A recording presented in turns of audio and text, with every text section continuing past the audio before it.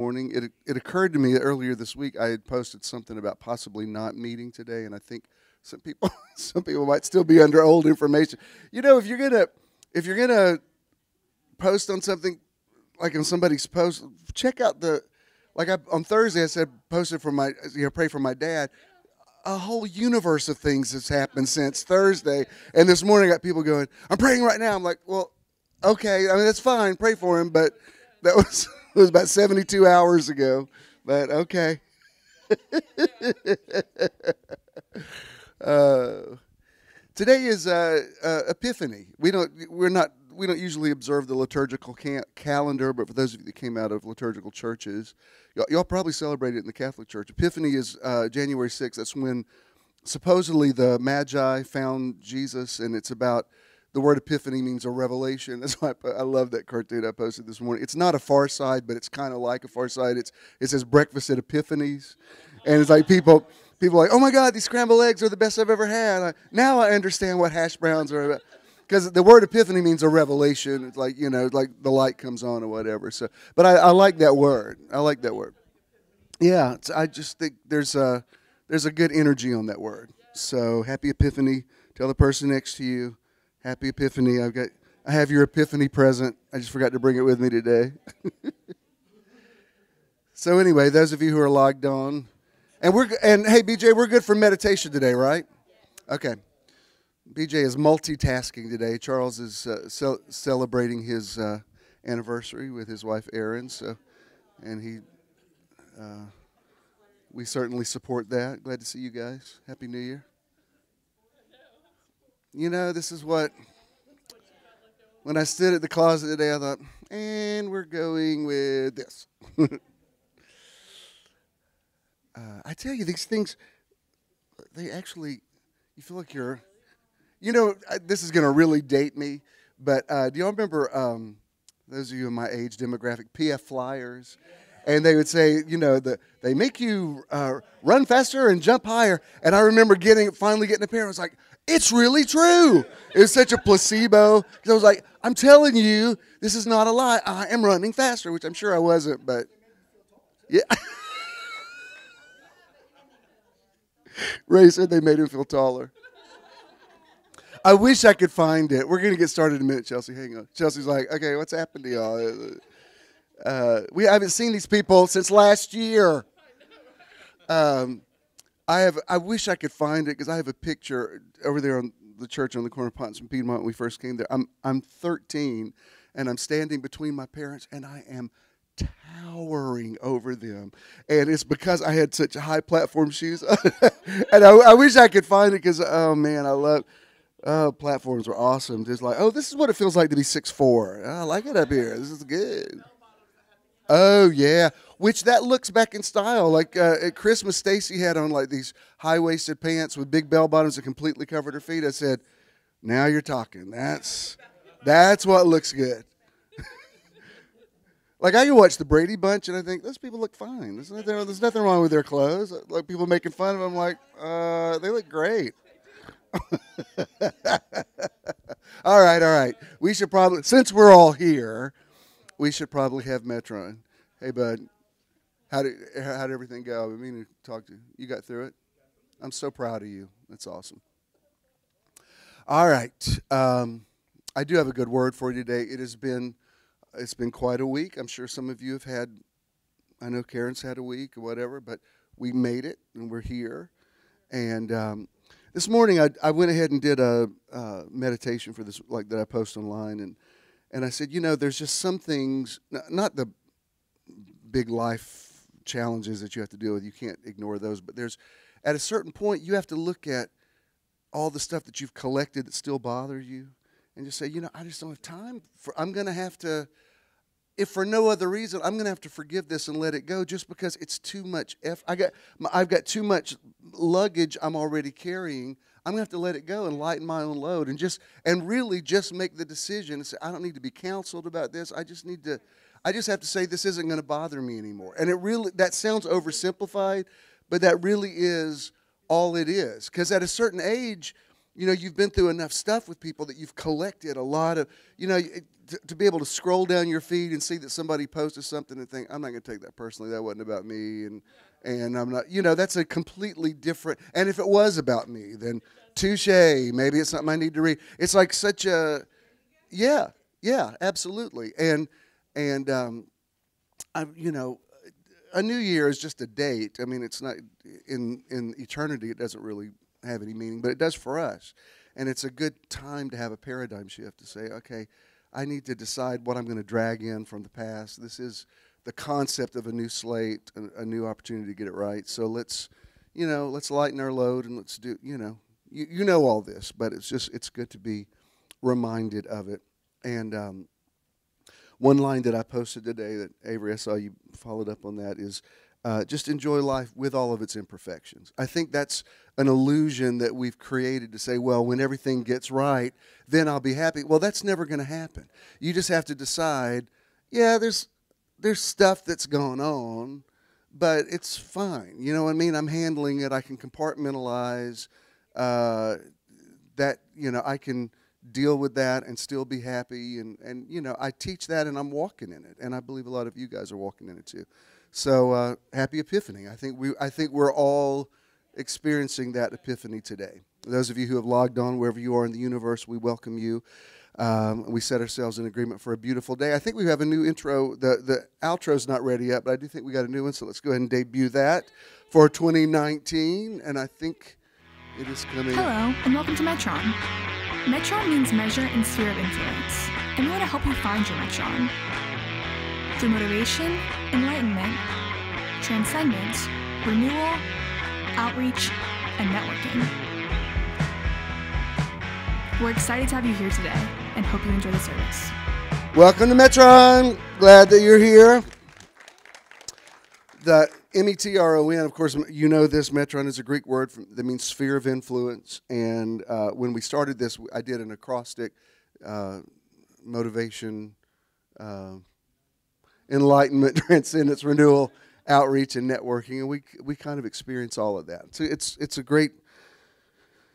great. I really am glad to see you. I feel a lot of energy from you. Whether I saw you last week or 6 months ago, I don't care. I'm just glad you're here now.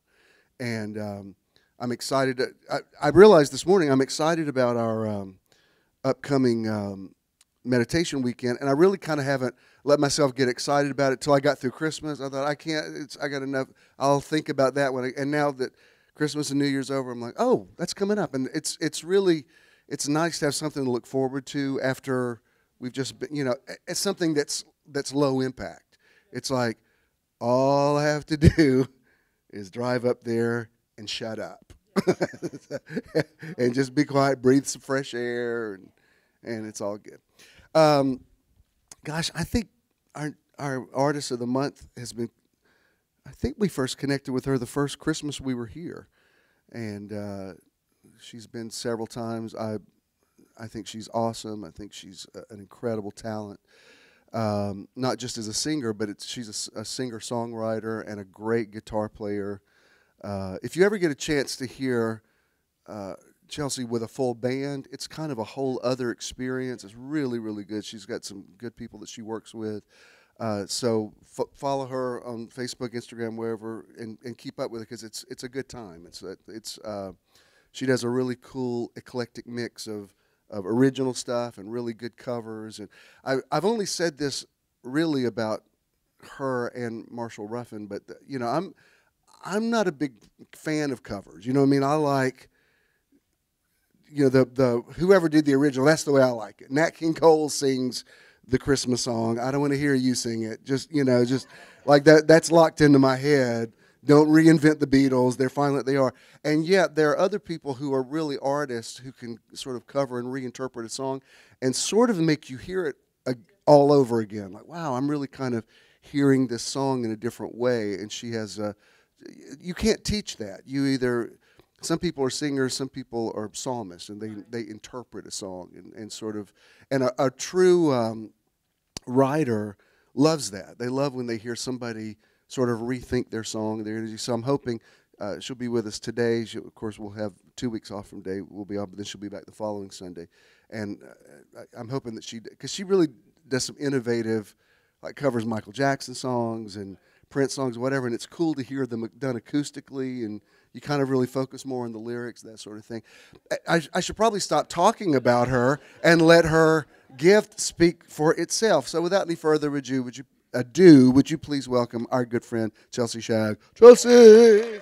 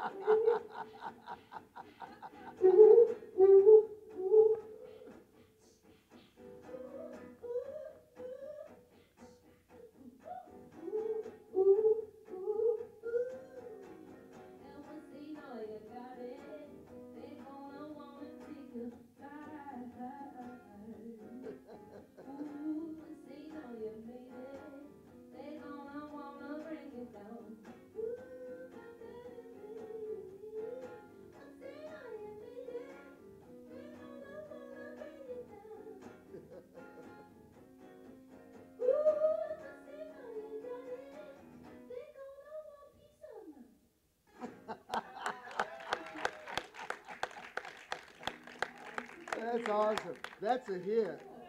You got to get that to somebody. That's a hit.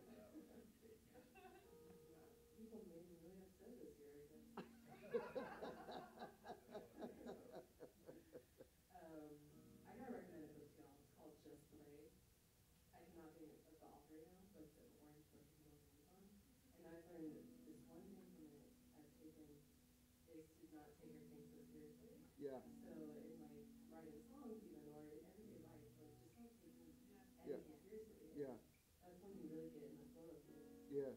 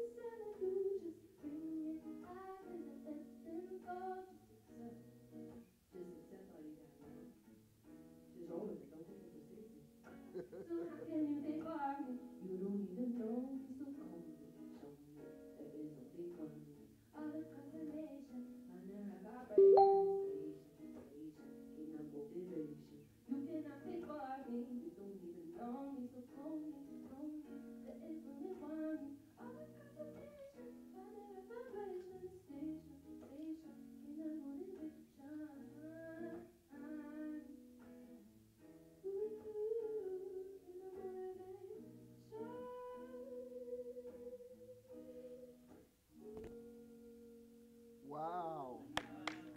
That's awesome.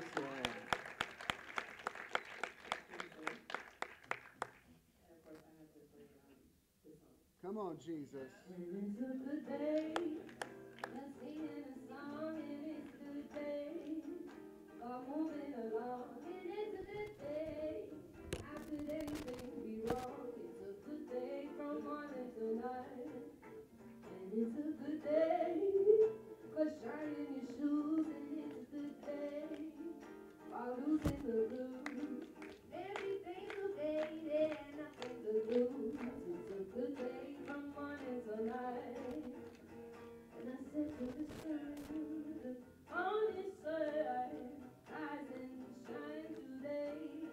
You know you got to keep going if you're gonna make a show, and you got the right away, baby, 'cause it's a good day. While paying your bills, and it's a good day. While clearing your L's, so take a deep breath and throw away the bills, 'cause it's a good day from morning to night.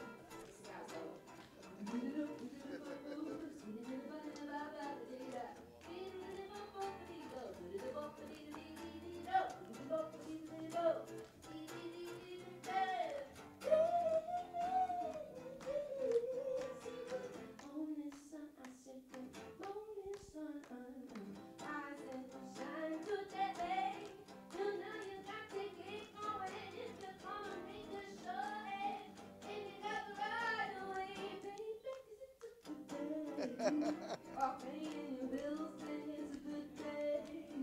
While clearing your L's, so take a deep breath and throw away the pills. 'Cause it's a good day from morning to night. 'Cause it's a good day from morning to night. It's a good day from morning to night. Yay! Chelsea Shag! Yeah, Chelsea Shag, that was awesome. Beautiful. That was so good. You may be seated. First of all, the first song's a hit. You need to get that to producer because that's got radio play. The second one, you entered a whole different spiritual dimension on that. You're writing differently. That was very cool. And then third one, Peggy Lee, Good Day. I'm pretty sure there's nothing you can go through that song won't at least elevate your mood a little bit. You can't be totally bummed out and hear that song. So thank you so much. It's just great. Great. Okay, I got Happy New Year to those of you that came in. Let me first of all say this. I want to make this clear. I was going a little long last week, but the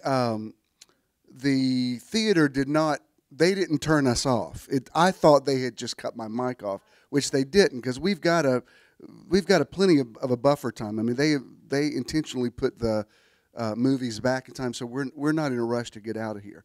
What had happened was The week before we weren't here, and when we're not here, they put it on like an autopilot thing where the movie just comes on, and they had done that the week before because we weren't in here and had not taken it off. So at a certain time, it just shut all of our stuff down and started.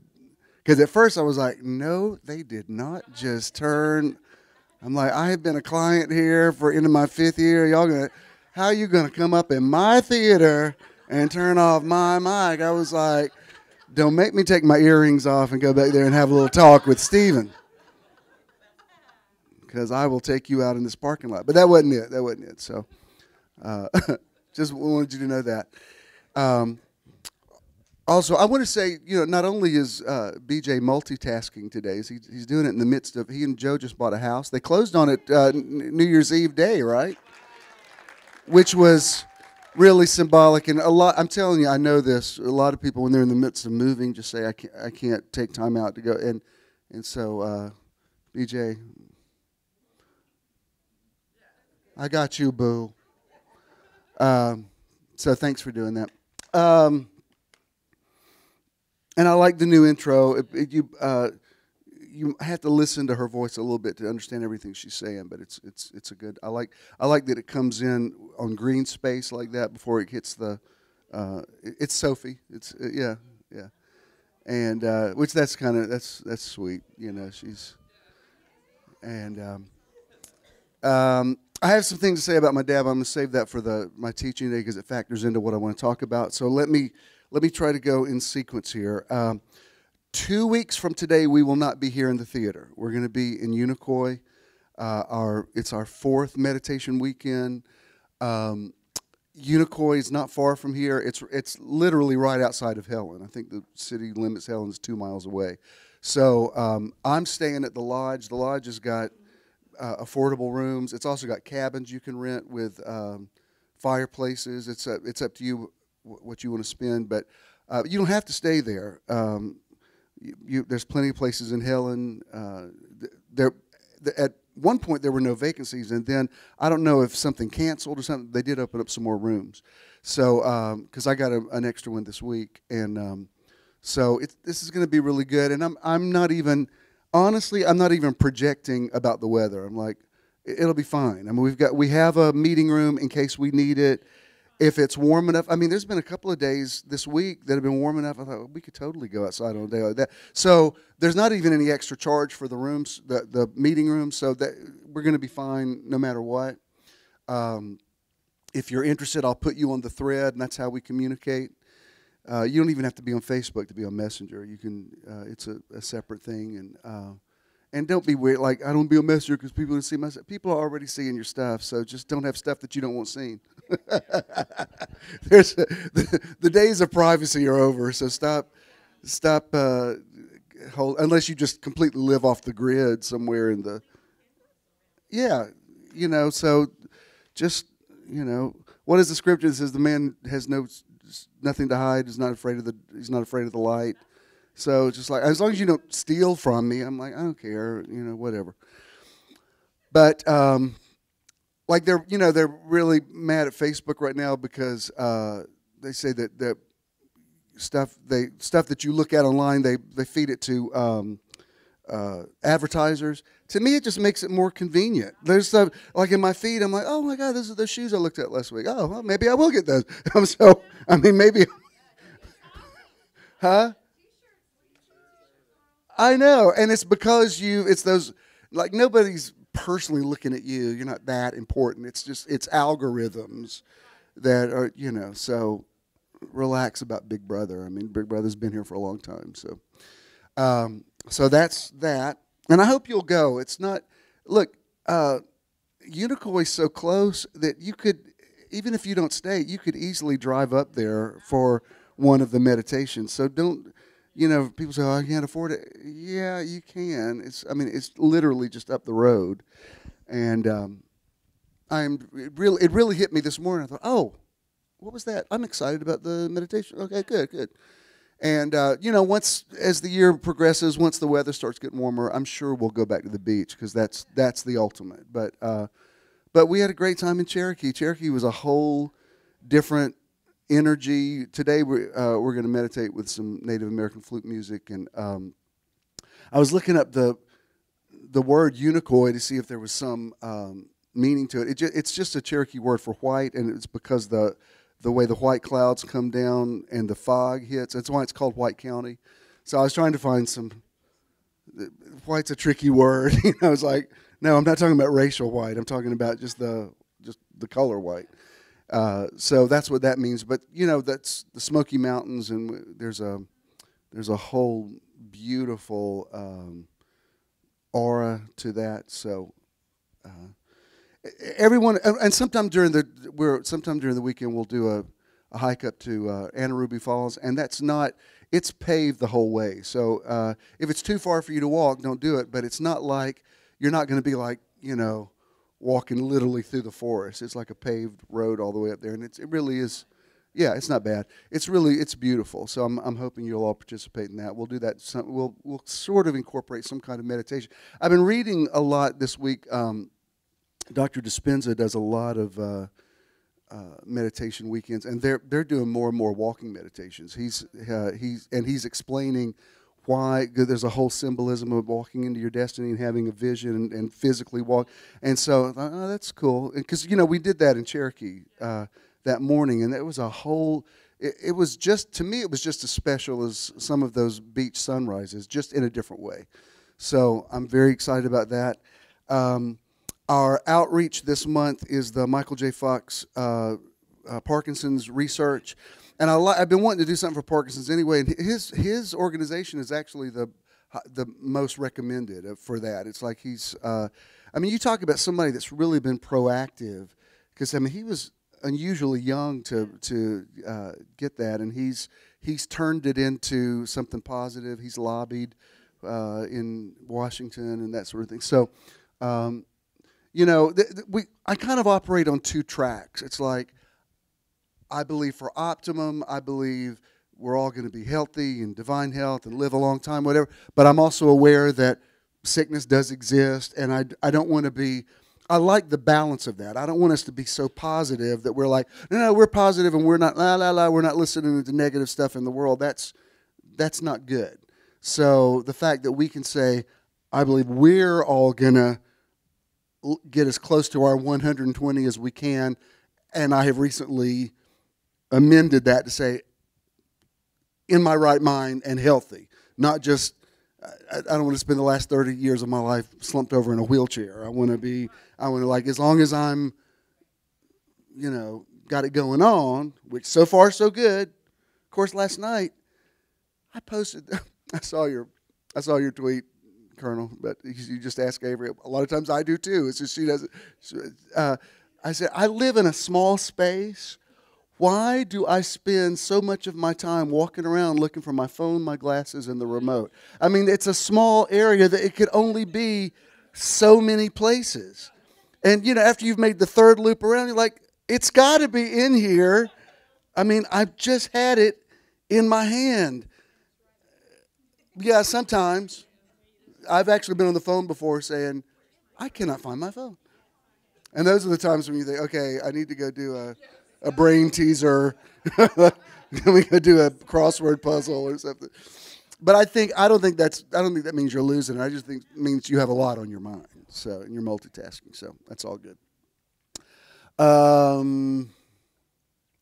What else did I need to do? Oh, this is what I want to do for 19. We did year living your best life in 16, and then we went to year of paying it forward. Then we went back to living your best life for 18 for the last part.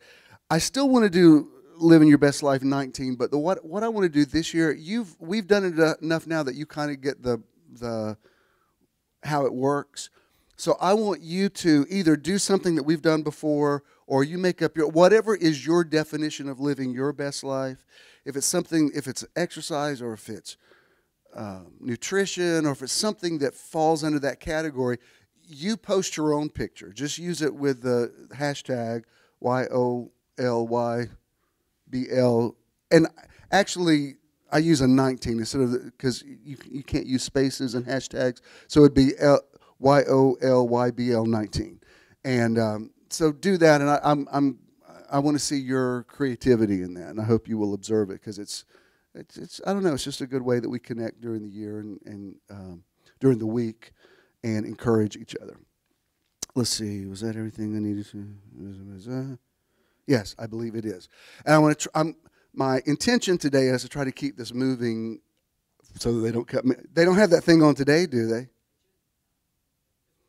Because today I'll be like, oh, no, you didn't. Y'all be pulling me off somebody in the lobby. What? You know, there may be some reason. Maybe I was picking up on. Natalie said she wouldn't mess with me today. I'm like, it is funny how, like, I hear actors say that a lot of times they don't know who their character is until they put the costume on, and the costume actually pulls that. And you do act differently with different clothes you wear. You know what I mean? It's like there's certain, it just pulls out a certain energy. What'd you say? You know.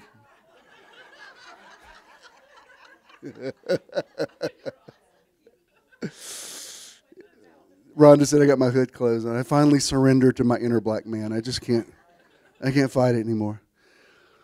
Now, white people wear Nike too, so don't be. But anyway, say what?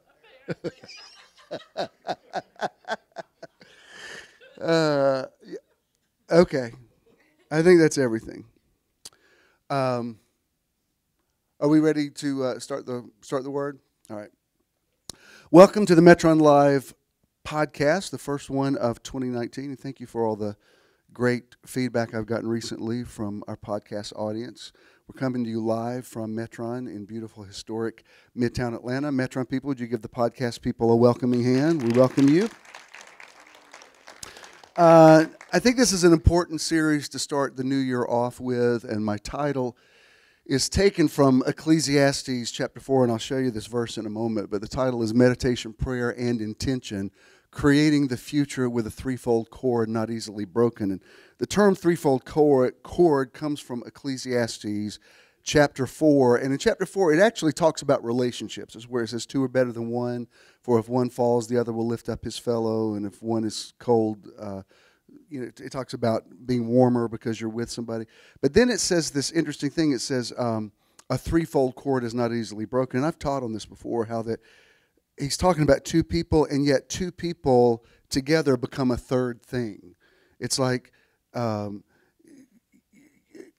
you're still Francis and he's still Doc, and you still have your individual personalities, and yet there's something a synergy that y'all have together. It's what the scripture calls becoming one flesh. And so there's an energy that you have with another person that becomes the third strand of the cord. You understand what I mean by that? So, and just from the structural makeup of a rope, that third cord in the braid is what makes it unbreakable. Well, I would say it this way. You can be broken, I can be broken, we can't be broken. The we is the third cord, or the third strand of the threefold cord. Let me show it to you. This is in the Voice. I like this. It says, this is Ecclesiastes 4:12. It says, and if one person is vulnerable to attack, who can drive the attacker away? As the saying goes, a rope made of 3 strands is not quickly broken. And you'll see that thread through the scriptures, like one can put 1,000 to flight, two can put 10,000 to flight, or where 2 or more are gathered together in my name. And so there's this concept of you and me together create a third thing. There's me, there's you, and then there's us. And then I want to show it to you in the Message. The Messages. Verse 4:12 is, by yourself you're unprotected. With a friend you can face the worst. Can you round up a third? A 3-stranded rope isn't easily snapped. Now, this isn't a teaching on relationships. I just like that phrase, a threefold cord. This has been in my spirit for a couple of months, but I wanted to save it for specifically talking about the combination of meditation, prayer, and intention. I was Googling some definitions, like what's the difference between meditation and prayer? What's the difference between prayer and intention? And this is the general consensus of some of the sites I visited was I saw a lot of people would say prayer is you talking to God, meditation is God talking to you, and that makes sense. I don't take any issue with that. That sounds good. And then I saw a lot of definitions said intention is me speaking out what I'm going to make happen. Prayer is me calling on a higher power to say such and such is going to happen. I don't have any issue with that either. Let me kind of move through this, and then I'm going to share the personal side to it. This is kind of a new agey writer, but I like what he says here. It says, one of the most important things to know about using the power of the mind to manifest your desires is the difference between intending and prayer. For what is within our power and wisdom to specify, we may intend. For what is beyond our power to direct or wisdom to specify, we may pray about it. Intending and prayer are the ways we bring our intentions into manifesting in reality. Intending and praying are two different ways of causing things to happen supernaturally. The only real difference between intending and praying is whom you address. By intending, you acknowledge yourself as the source of power, influencing reality. By requesting, you humbly address forces wiser and more powerful than yourself. Intending is a lower level intention, whereas prayer is a higher level intention. Intend for the mundane things you know you need. Intend for a good parking spot. Intend for the perfect product or service at the perfect price. Intend for a good job when you're looking for one. Intend for a positive and exciting day. Intend, or it will be left to chance. I agree with every word of that. I think that really explains it. I've referred to this before, but I remember years ago on Saturday Night Live, Sally Field hosted. And this is when Phil Hartman was alive and still on there. And they did this thing where she was like this Southern evangelical Christian who was in the kitchen, and she was praying about everything. It was like, dear Lord Jesus, I just pray when I break these eggs that they will, like, it was like too much prayer about too much minutia. And so Phil Hartman appears as Jesus. And it was funny. It wasn't blasphemous. It was funny because he was like, you don't really have to pray about breaking the eggs. You just break them. And it was, if I thought, I would have looked for the clip to show it to you because it kind of makes this point. Because there is something, I'm telling you, this happens nearly 100% of the time. I would say 98 to 99% of the time. When I'm going somewhere, I say out of my mouth, I need a parking spot close to the door. I'm not praying about it. I'm not saying, Father, in the name of Jesus, because that's unnecessary. I just say, there is something about saying it out loud that I don't know why, it does make a difference. And I'll say, I need a good parking space. And it probably worked 5 times yesterday. Parking may not seem like a big deal to you, but when you live in the city and you drive everywhere, parking is a huge thing that can slow you down and irritate you. And a lot of people get into road rage because you got a lot of places to be, and there's just no place to put your car. And it seems like a trivial thing, but when you're in your car all day long, it becomes a really big deal, especially when it's bad weather or whatever. I like this. I like this because he's not taking prayer out of the equation, and that's what I want to talk about. I want you to get this month, threefold chord. It's meditation, it's prayer, it's intention. It's the 3 things working together that create the future. I mean, really, I don't want to get off message here, but I did a teaching years ago about the verse in Isaiah that says, they that wait upon the Lord will renew their strength. And usually when people teach it, they think of waiting as, just putting it in neutral and waiting. And that's not what the Hebrew word means. I don't remember the word right now, but it actually means to create a rope and to pull something toward yourself. And it was a really, really good teaching that I said there's something that's out there in the future that you need pulled into your present. And so it's reaching to you, you're reaching to it, and the cords are wrapping around one another until you pull it into your reality. And it was a really, really cool concept. And so that came up this morning in my spirit thinking about a threefold chord. It's not just praying. It's not just the power of intention. It's not just meditating. It's all of it working together.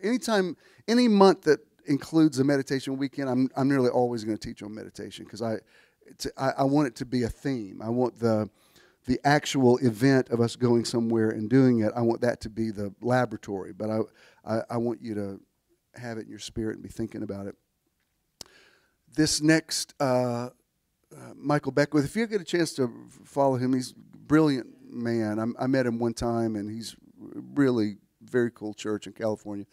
It says, when a caterpillar spins its cocoon, it goes through a transformative process and then emerges as a butterfly. Similarly, when we go through a practice of meditation and prayer, we loosen our egoic grip on a sense of self that is separate from the whole. That's capital W-H-O-L-E. And become vehicles of the emergent evolutionary paradigm of love, peace, compassion, wisdom, harmony, and oneness that seeks expression on the planet.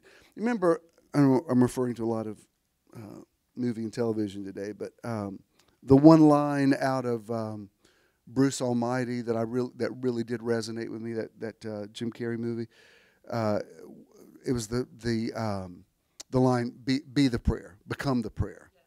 And that's basically the kingdom message in microcosm. It's like, it's not just praying about things, it's doing, you know.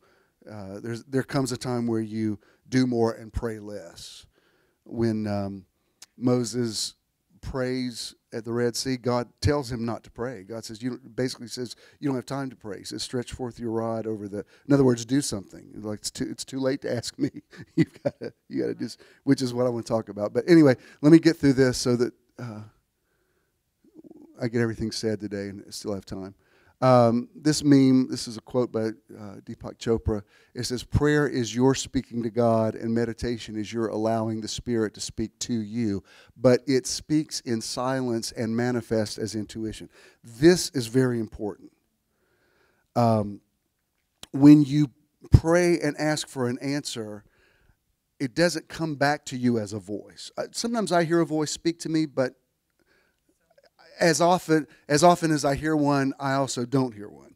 And that doesn't mean that there's not an answer. It means that I've put it out there, and sometime today this is going to manifest, not in some spectacular way. There's no big, I'm not going to hear James Earl Jones's voice coming out of the cosmos. It's just, I'm just going to know what to do.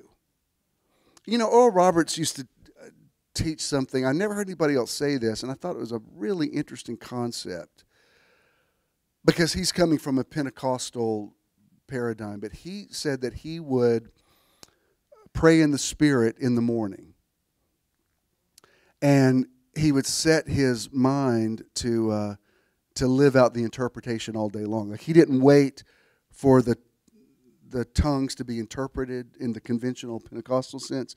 It was, I'll know what to do. Like, everything I say will be the interpretation of what I prayed in my prayer language. And, for whatever, I had some issues. Oral Roberts had some homophobic teaching, that was reactionary to his gay son who committed suicide. There was he had some blind spots. But he also was this country boy that came out of nowhere and created, if you've ever been to Tulsa, it's amazing that he created what he created. And some of you are too young to remember this, but before there was cable television, Oral Roberts would be on NBC prime time. You can't even, there'd be no way to even buy time like that now. And he'd be on there like casting out demons and, like a tent revival. That would just be unheard of now. And then, in the 60s, he kind of went a different path, and he'd have all these celebrities on. You'd have Jerry Lewis and all these movie stars, which the Pentecostals freaked out on because they went all worldly. But that's how Carlton Pearson became known, because he was part of the World Action Singers. I'm saying all that to say, even with his limitations, he was definitely plugged into something. And if for him it was using a prayer language and then interpreting it, it's basically the same thing that Deepak Chopra is saying here. It's like, I'm going to meditate, but the wisdom, or should I say the voice of God, is going to come through me. Um, there's a reason why Paul said, prophesy according to the proportion of faith. I mean, a lot of crazy stuff has been done in the name of God, and it makes us all kind of reticent to say, God said this, God, including me. I mean, I'm very careful about how I say God said this. Or however, at a certain point, you have to just be confident and say, I just know that I've heard from God, and I'm just going to do it, and I don't even, if I get confirmation, fine, but this is, I have a gift of faith for it. Confirmation is great when you can get it, but sometimes the show must go on even without it. Because honestly, at the end of the day, you really know what's right for you. I mean, the best 2 or 3 witnesses can do is to kind of give you a green light that you're on the right path, but you have to make your own way. You just do. And you have to become the voice of God for yourself. That's why, you know, it used to be on the first Sunday of the year, I would try to come up with some prophetic word. You know, what's the word for this year? I don't even think like that anymore. I think, well, we just keep doing what we're doing. You know, it's like there's some great things about a paradigm shift of a new year, but, you know, I don't need to, you know, everything will be keen in 2019. I mean, it's like, that's just, I'm just in a different.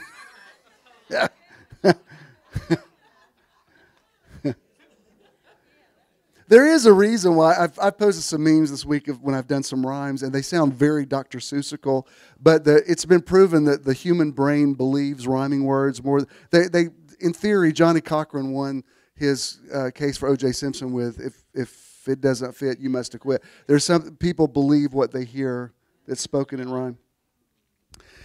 And I could tell you some stories of back in the day when everybody used to prophesy in rhyme. I've heard some things. You want to hear one of them? I was out in Tulsa one time, and this guy was prophesying. And you know, when everybody's prophesying in rhyme, you can't help but anticipate the next thing they're going to say. Like, oh, yes. Even Katy Perry's parents used to do this. Like, Keith would give the message of tongues, and Mary would interpret it in rhyme. And a lot of times it was awesome. It was, oh, yes, yes, you see, the Lord thy God will be with thee. Like, you kind of get in the... Blah, blah, blah, blah, blah. And so this guy, Debbie was with me at the time, and which, by the way, Ken's on call today, in case you're wondering. I have not been abandoned. He's on call. But all these pastors are standing there waiting for this guy to prophesy over us. And he gets to this one pastor, and he says, I can't believe I'm telling this. He said, for the Lord says, I will give you a new heart. So I'm thinking, what's he going to rhyme with that? And he says, for they have said you were just an old fart. I'm like, I asked the person, I said, did he just say what you're really telling me God just said? So by the time he got to me, I was not in receptive mode. I'm just like, sure, whatever. Like, despise not prophesying, but wowzers. I didn't see that one coming. I think it's the first time I've ever said that word in a sermon. And then I'm going to show you this. This is number 6 by Dr. Gabriel Cousins. Scientific support for collective meditation prayer. I like this one because that's what we're going to be doing on the 19th and 20th. Meditation is a private thing, but there is something that happens when you meditate with a group of people. I don't know how to explain it. I don't know that I want to explain it. I know those of you that I've meditated with, my heart is knit with yours. It says DNA gives off a frequency that arranges and affects the molecular structures both inside our body, creating health or illness, and outside our body. Therefore, as we change our emotions and thoughts, we create a feeling that changes the DNA. This change in DNA changes the consciousness pattern outside of ourselves in all of nature, including as human beings and our consciousness as we are a part of nature.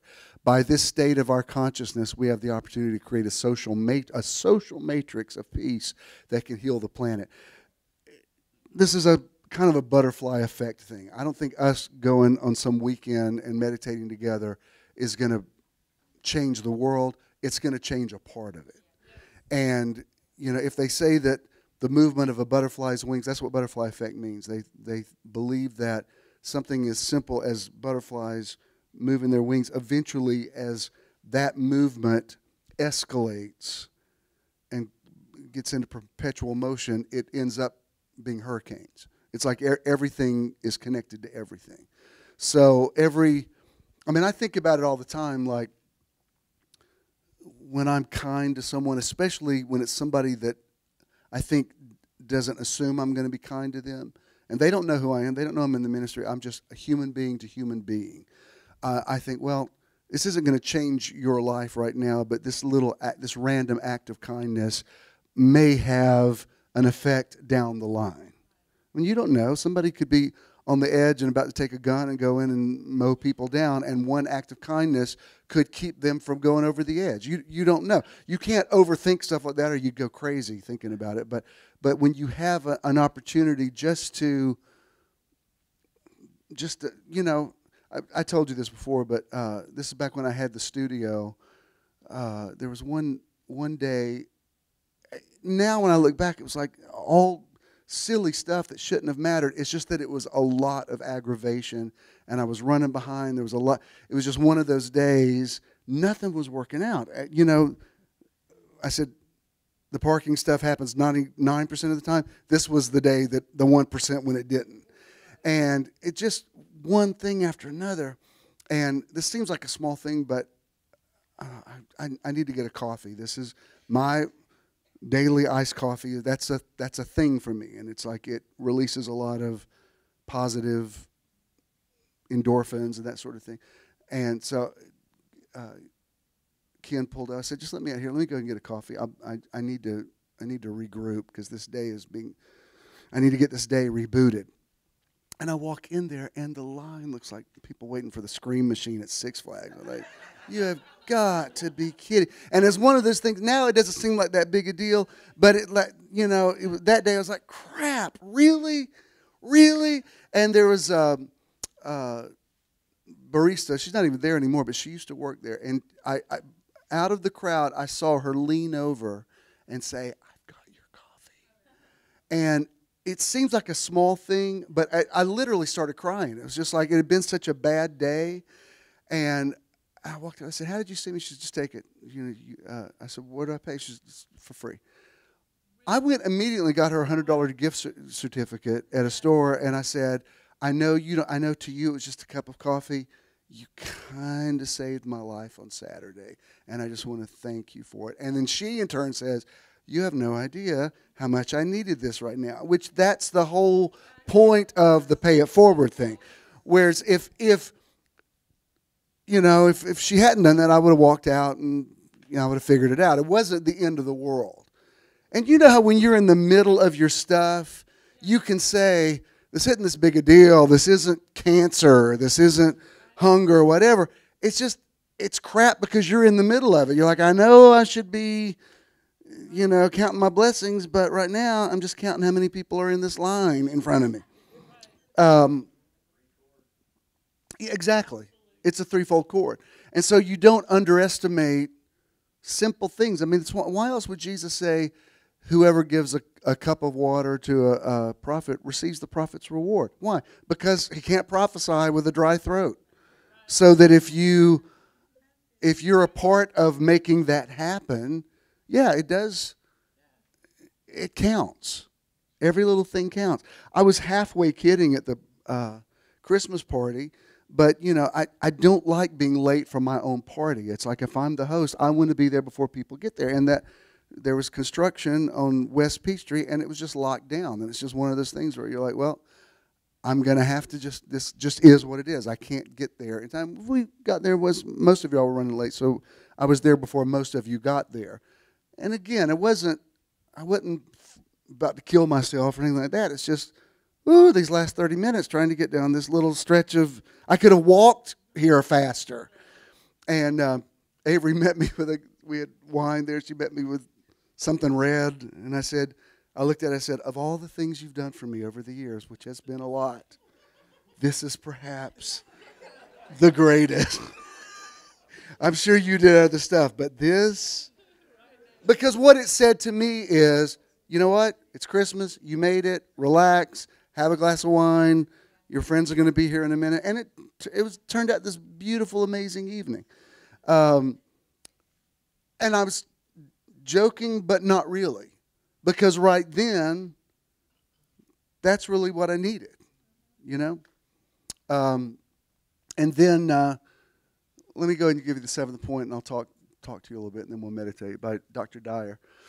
It says, choose to be in close proximity to people who are empowering, who appeal to your sense of connection, to intention, who see the greatness in you, who feel connected to God, who live a life that gives evidence that Spirit has found celebration through them. All right. That's my outline. Here's my story. Some of you saw Thursday that I just said, pray for my dad, please. And I'm not going to go, to protect his dignity, I'm only going to give you so much information about this because it doesn't matter what happened. It's just, you know, with his diagnosis of Alzheimer's, you know, it's a progressive thing, but Mom called me, you know, 1 o'clock in the morning on Thursday, and he had taken a severely dramatic turn, to the point when I went over there, I thought, all right, we got to do something today. She can't handle this. I've either got to move in here or get somebody 24 hours, or we've got to put it, like, if this is the new normal, this ain't going to work. And those of you who have been through that, there's that day that comes where you're like, wow, okay, we're in it now. And one good thing I do like this about social media is, you know, you can just say, pray for something, and like in seconds, it's like bzz, bzz, bzz, bzz, your phone starts lighting up. And here's the thing, I mean, he's not healed of it, but I went from, if there's no way to tell, you imagine the worst things in Alzheimer's, all of it was manifesting at once. He went from that to that afternoon taking a walk by himself. I mean, I went from how are we going to get him out of this floor and trying to teach him how to use a walker to he's walking on his own and walking without a cane. And it was, I kept saying, because I talked to 3 of my kids, you know, and Jared was crying on the phone because he's dealing with a thing with his other grandfather. And, well, you know, I'm trying to comfort them like it's not, you know, we're going to get through it and blah, blah, blah. And so by the time later in the day, because Clarice even cooked for us, and we went over there and ate, Mom and I said to each other, like, people are going to think we're making this, like we were overreacting, because in just a few hours, it's so completely different. I mean, he still didn't know who I was and that sort of thing, but it was so much better than it was. And I said, it's because of the prayer. It's all that prayer. And I've experienced that before. It's like you get this energy surge of prayer, and it really does make a difference. But here's the thing. And I want you to understand this about prayer, because I have a long history with prayer and intercession. And, you know, those of you that have been with me for a long time know, you know, we used to do weeks of prayer and early morning prayer and all night long. We used to pray all night long. Remember, we used to do that sometimes, and I'd give different care pastors an hour shift. And I mean, I have prayed in my life. And you know, I used to fast every Wednesday, and you know, I've put in some time in prayer, and I've learned some things about what it is and what it isn't. Like all the people that were saying, praying for your dad, praying for your dad, praying for your dad, I don't visualize an old man in heaven sitting on a throne that we bugged enough till he finally thought, crap, I'm going to have to do something. And I know that some people think that's what prayer is because of 2 things that Jesus said in Luke chapter 11 and in Luke chapter 18. One of them is when he gives the story of the unjust judge, and the woman keeps bugging him to finally he says, this woman's going to drive me crazy. I'm going to have to vindicate her. And there's another one in chapter 18 about the man who has already locked his house down for the night, and he's got his children in bed, and a man keeps knocking at the door saying, "Give me bread," and the guy says, "He's not going to go away. I'm going to have to get up and let him in."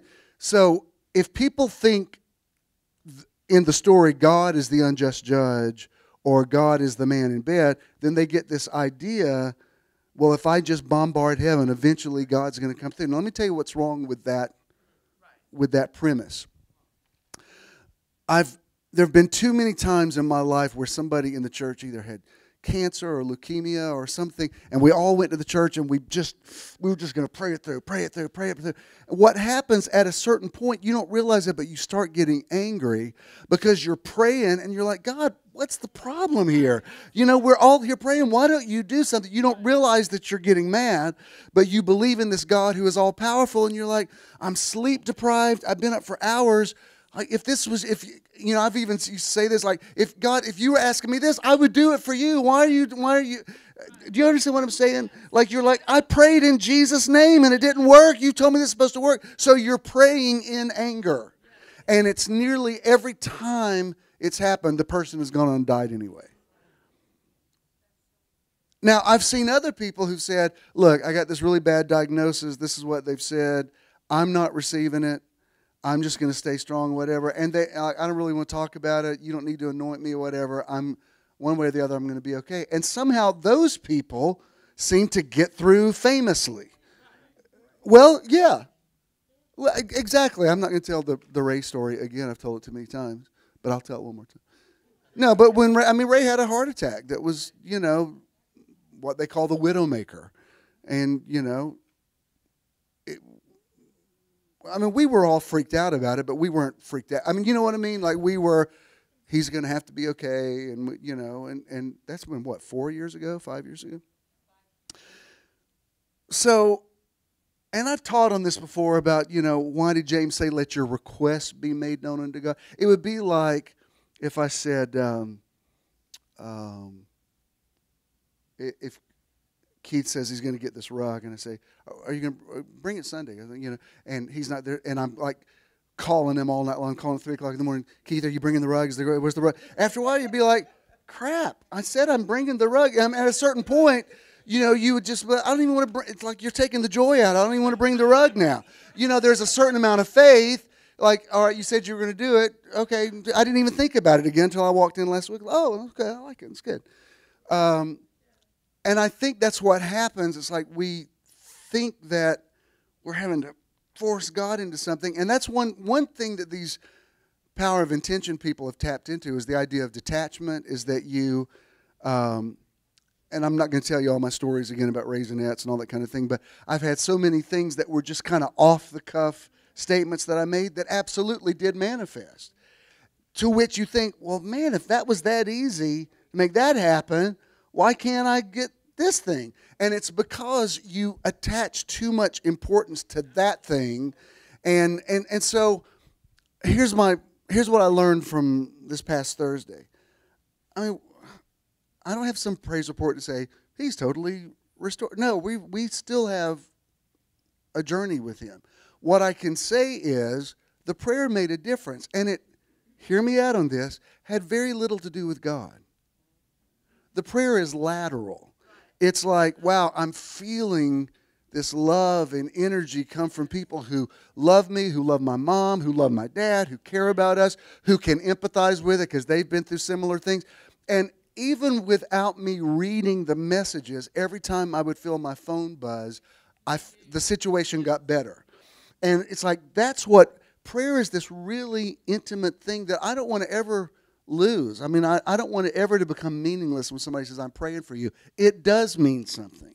But it doesn't mean that you're just finally irritating God. He got up off his throne and finally did something. Because that's what, people don't even realize they're thinking that, but that's what they're thinking. Like, God, why are you making this so hard? If you said, believe you receive when I pray, to which the answer should be, well, that if you believe you receive when you pray, why are you still praying?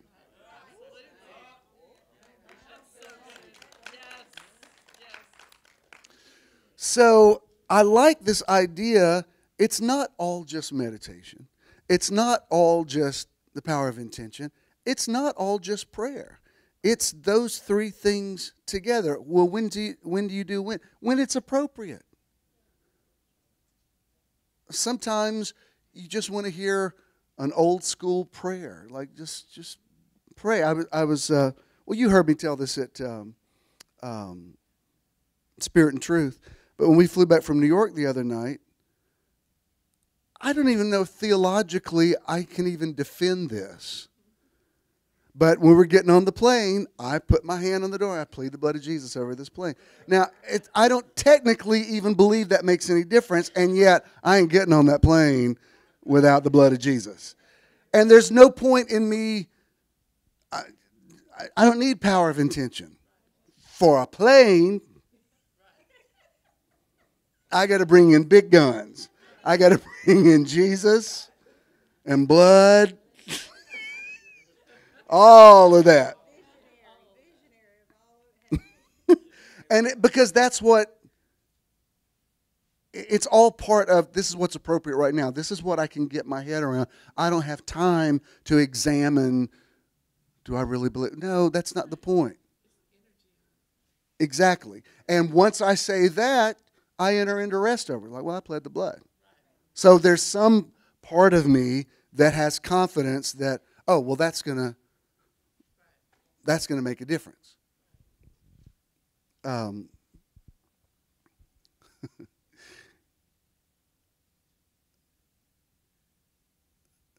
Should I tell this?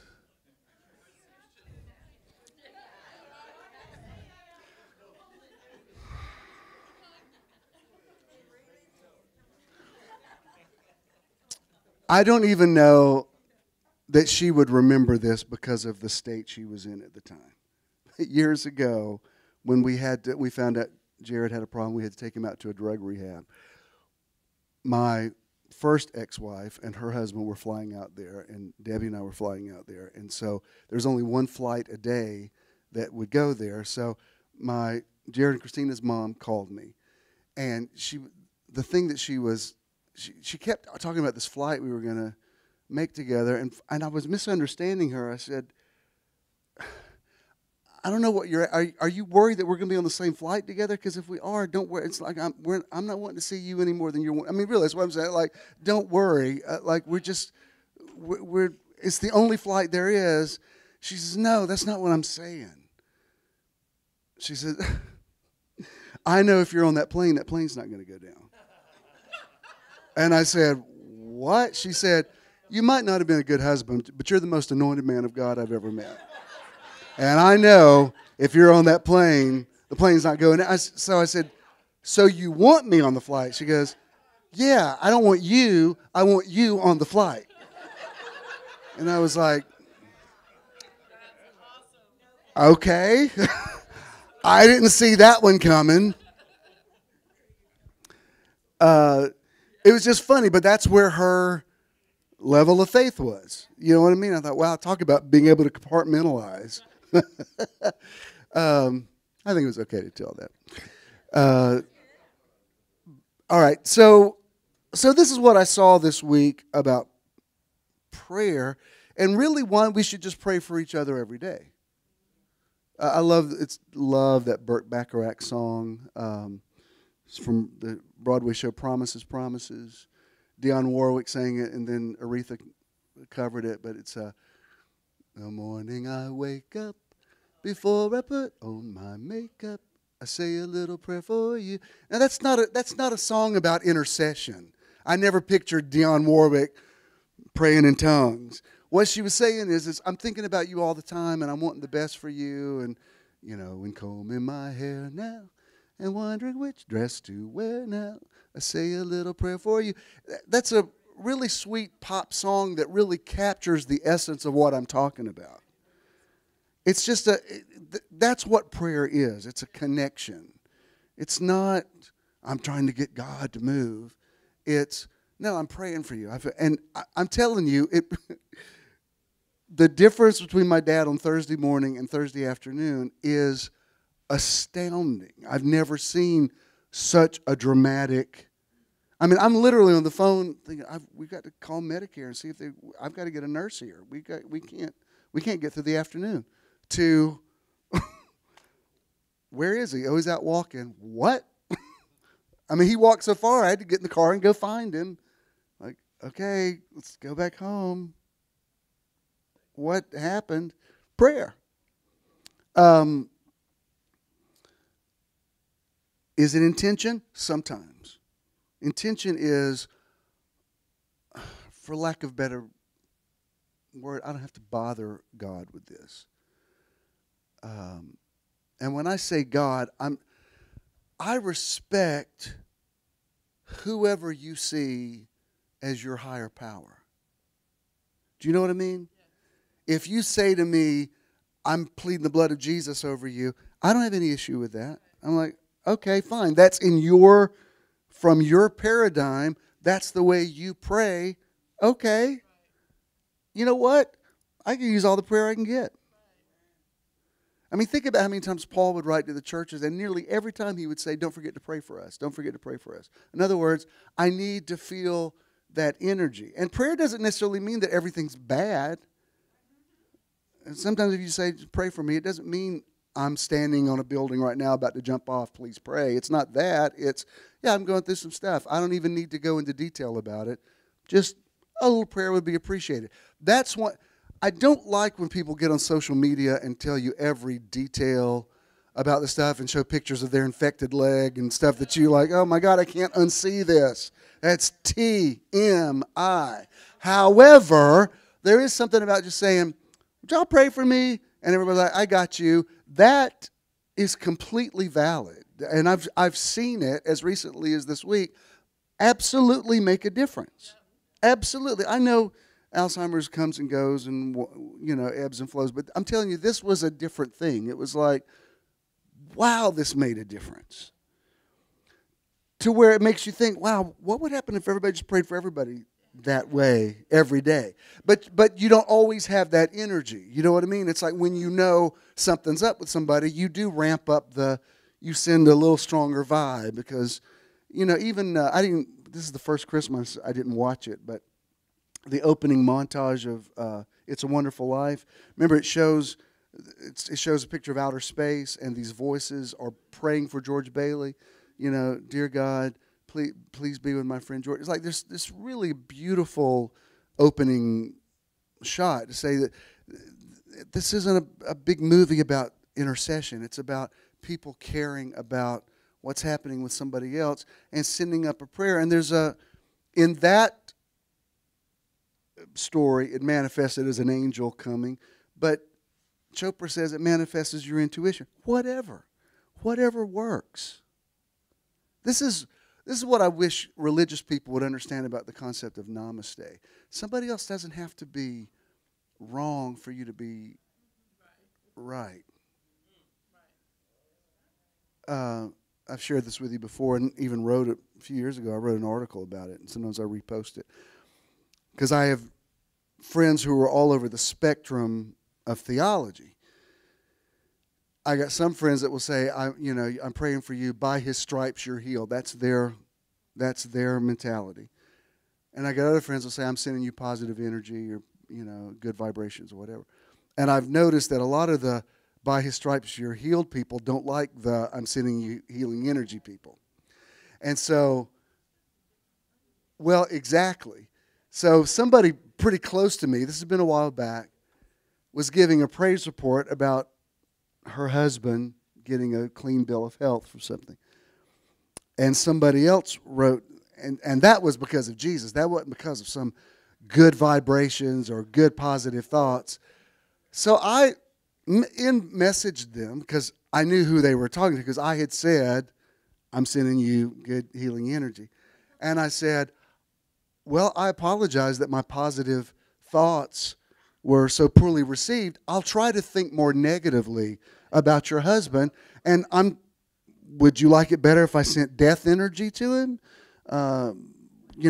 Should I be in agreement that the doctor was right and he does have 6 months to live? Like, okay, I can send you that if you prefer. And, of course, being way too sarcastic, but this is somebody that should have just said, you know what? Rattle some beads. Do a rain dance. Hail Mary full of grace. Whatever.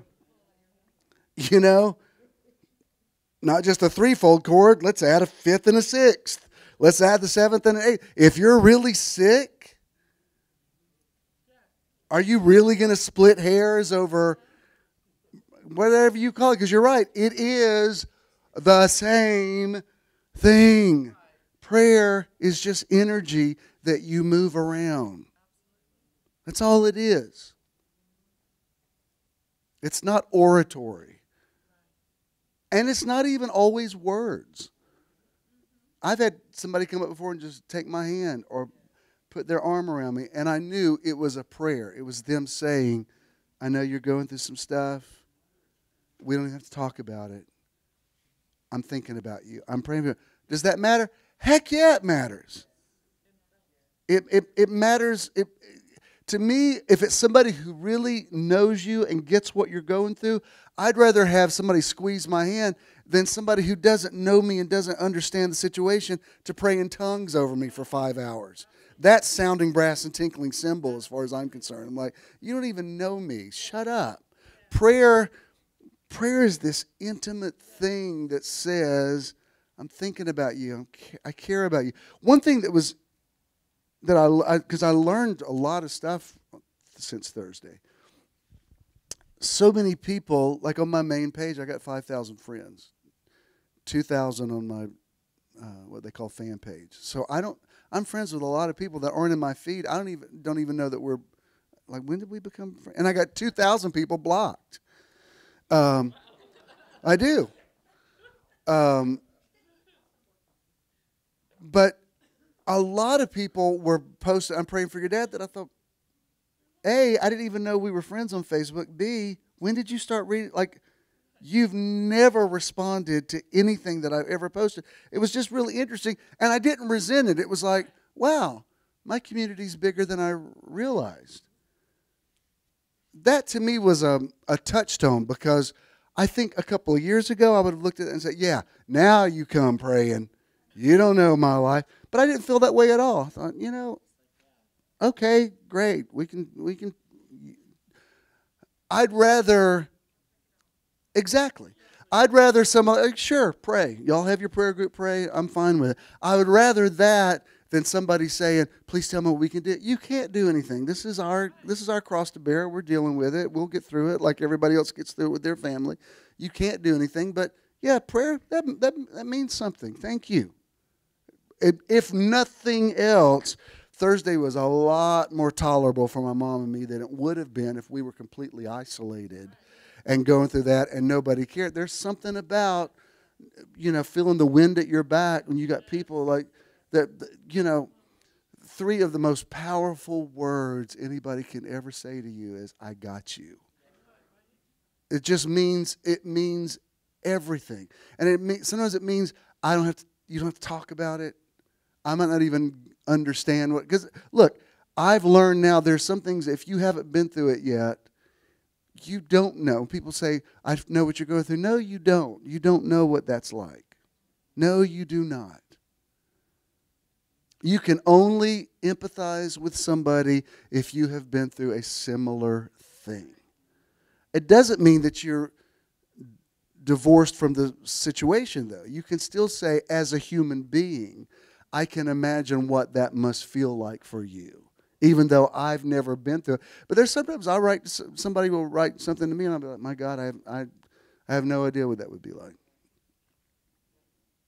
He doesn't mind me saying it, but, Fro just buried his own brother, who wasn't just a brother. He was really, in a lot of ways, the closest person. No offense to your immediate family, but Fro had an unusual situation growing up, and his brother was the only other person that was in that exact, because they had the same father who had another family. You don't mind me telling that. It's like, this just is what it is.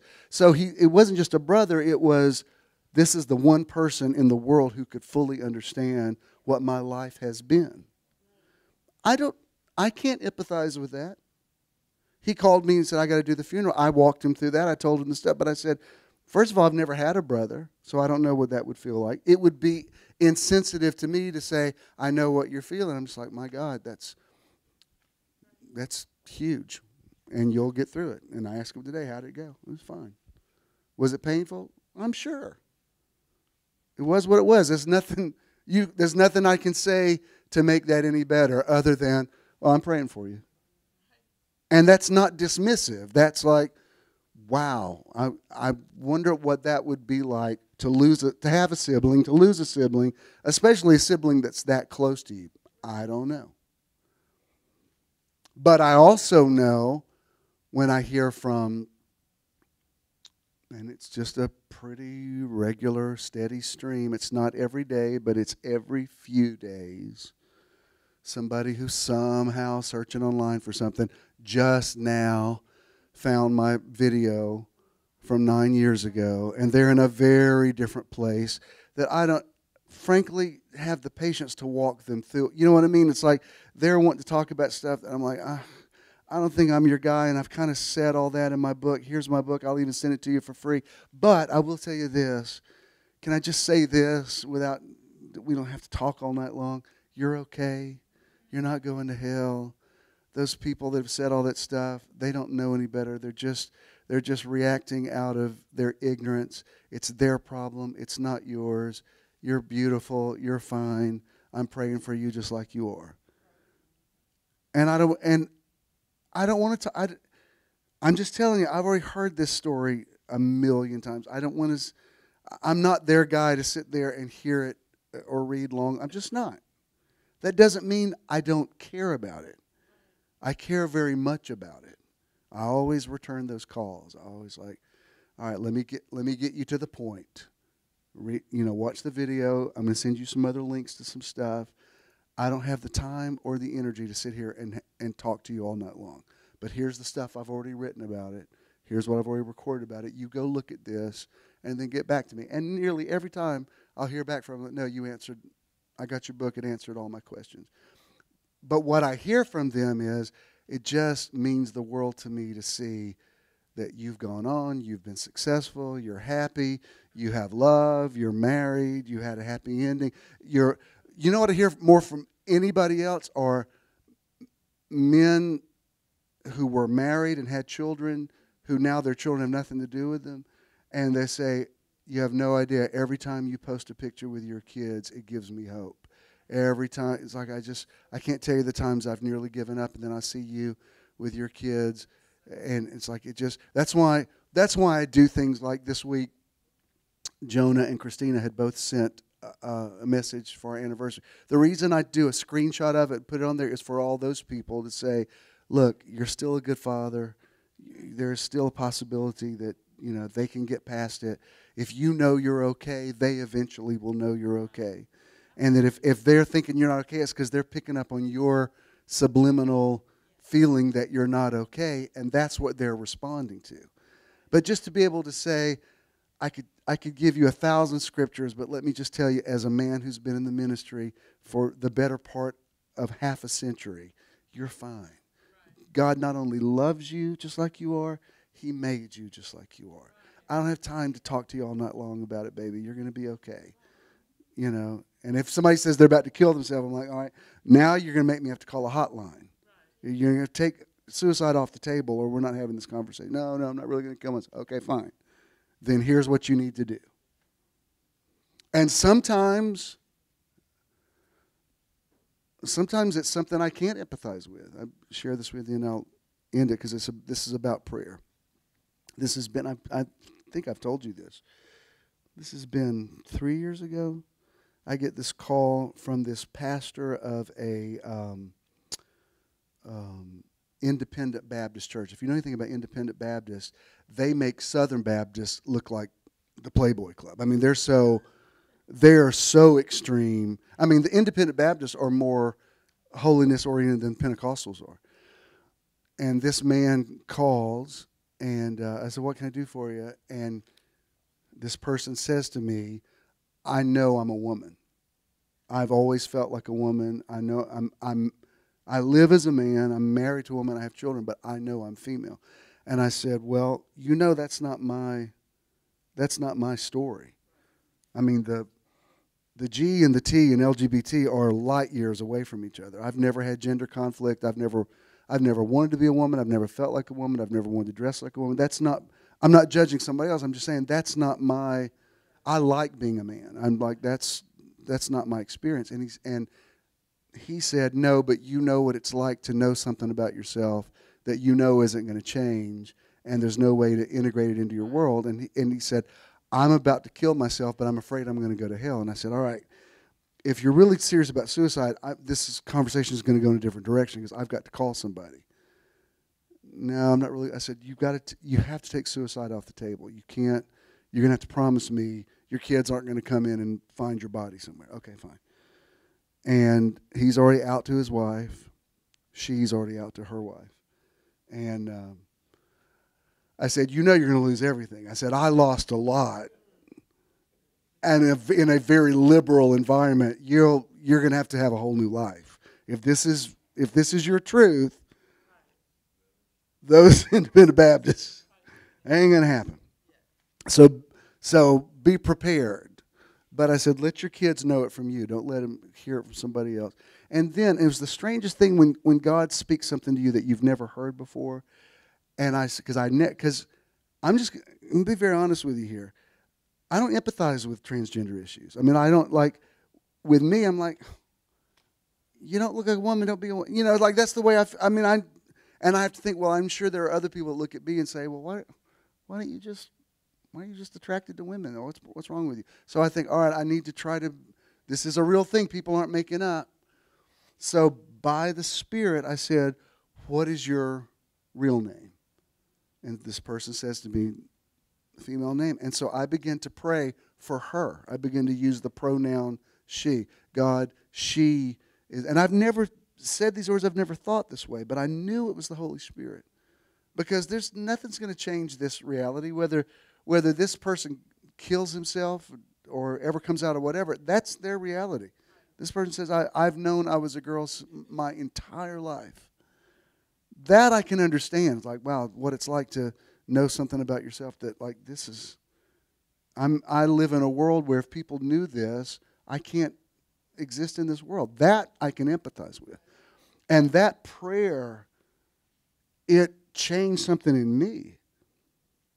You know, to say, all right, God, she's in a terrible situation, and she this or whatever. And I just knew it was, I know the confirmation of the Holy Spirit. And that was the correct prayer. And, you know, prayer opens up some things for you. I mean, I told you, here's another story I'm sure I've told. Before I met Ken, I was dating somebody, and Jeremy Lopez was speaking, and he and Patrick were there. And so we went to dinner. I said, I'm going to ask you as a prophet, because I feel like I'm falling in love with this person, but I don't know, you know, and I have some red flags, and I want to know what you think. So we have a lovely dinner afterwards. I said, well, what do you think? He said, I don't think he has bad intentions, but I don't think he's the right one for you. I said, okay. And he said, can we pray? Can we pray that you'll meet the right person? And my tradition kicked in. I thought, you can't pray for that. Like, I knew I wasn't going to hell. I didn't believe in hell. But it's like, let's don't drag God into gay matchmaking. You know what I mean? That even for me, I don't know that I'm ready for that. Well, I'm driving right out here, you know, driving away from dinner, and he's praying in the Spirit. He's claiming the right person. He absolutely described Ken. Absolutely. And as I'm driving and they're praying, I'm like, yikes. You get like, God, I'm sorry, this wasn't my idea. You know, like, oh, Jeremy, don't pray. This is too weird. But the prayer opened up something in my brain. And I thought, well, okay, maybe here's a thought. Maybe as good as you thought God was, maybe he's light years better. Maybe as merciful and as loving as he, she, it, whatever is. Maybe, here's a thought. Maybe his mercy endures forever. And it was do you understand? It's like it wasn't a prayer. It was something that opened up my mind that I'm not sure I would have met Ken if that prayer hadn't been prayed. Because there was a particular thing that I was looking for. Like, this has to meet my criteria. And frankly, Ken wouldn't have been on that list. I'm just telling you, this is something he knows. Like, he's like, even, I don't think I would have been on his list. I think, you know, you need to find somebody that's really more in your world. And, you know, we've been around the block a few times. We need to be happy, and you need to be with somebody that likes the stuff you like, and I need to be with some, you know. And yet, that prayer opened up something very wonderful in my life. That, to me, is the threefold cord that I'm talking about. The prayer of intimacy, the prayer that makes a connection. Let me end this with some meditation. Did you find me some music, BJ? Can we do that? Yeah. Are we going to be okay with that one? Let's, we don't have to do a long one, but I want us to start getting in the zone for Unicoi. Yeah, bring my lights down. Did you get anything out of this today? Meditation doesn't replace prayer. It doesn't replace the power of intention. This is a strand in the threefold cord. Go ahead and start my music. Sit up straight, please. Both feet on the floor, into your lap. You want to get your spinal column as lined up as you can, just to be a channel, to be receptive, to be in the flow. We're going back in a few days to Native American territory, and the Native Americans lived and lived very close to the earth. They knew things about the spirit world that even Christians don't know. So I want you to start getting connection with that. Start getting in the flow of that. Do whatever you want to with your hands. If you want to do a mudra, you can. If you just want to be palms up, receptive. We're going to focus on our breathing. Inhale through your nose. Hold it. Exhale through your mouth.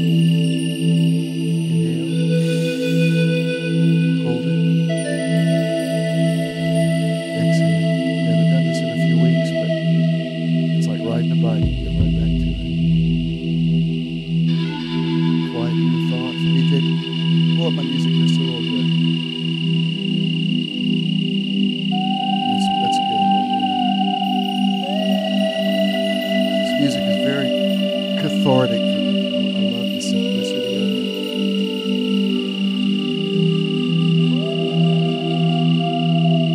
Inhale. Exhale. In through the nose.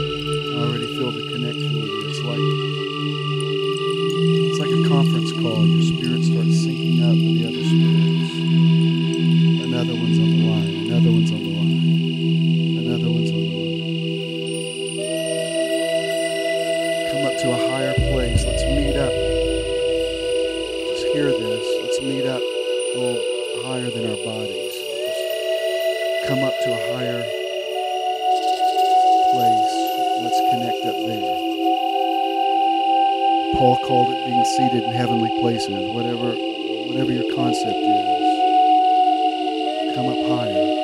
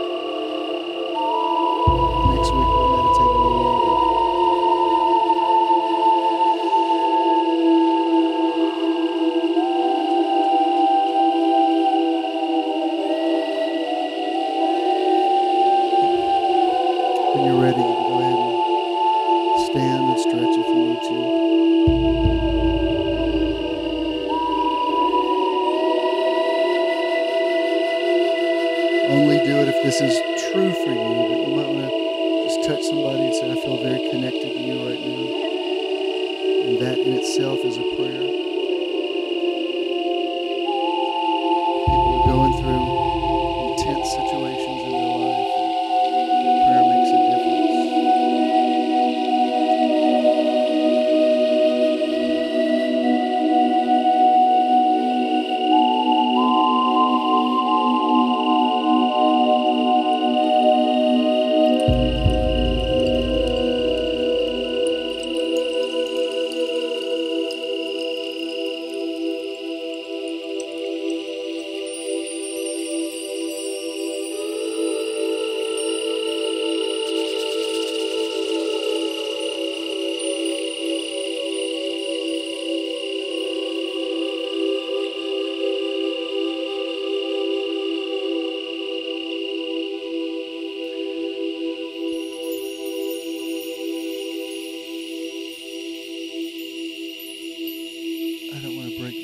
So I'm not going to bring the lights back up. I'm not even going to do the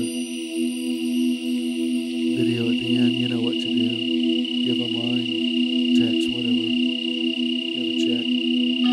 Make it JESN. Get cash paid.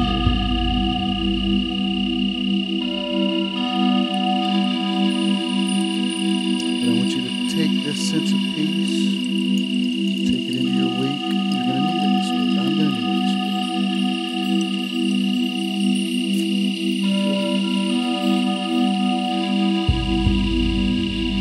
As I can. I haven't been through that. You're surrounded. Wow, the presence of God just got really real in the last few minutes. Whew. Feel that?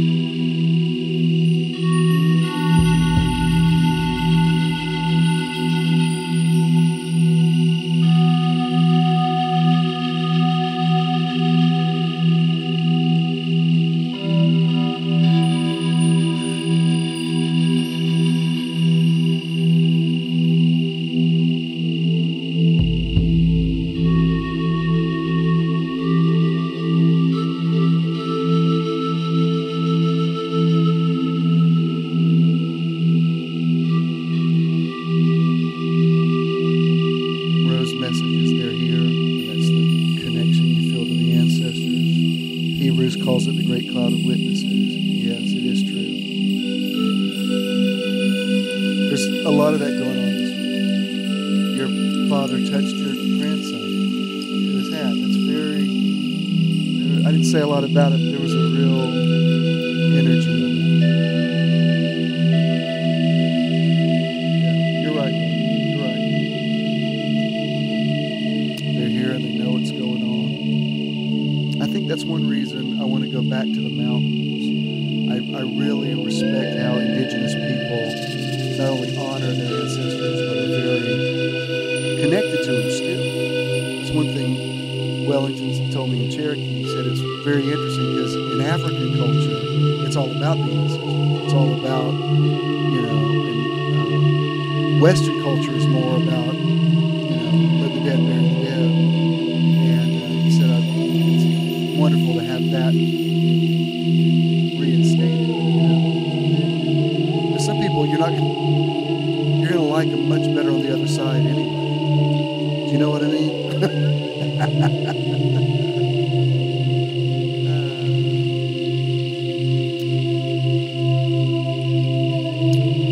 I surround you with love and light and peace and grace and strength. I'm praying for you. You're in my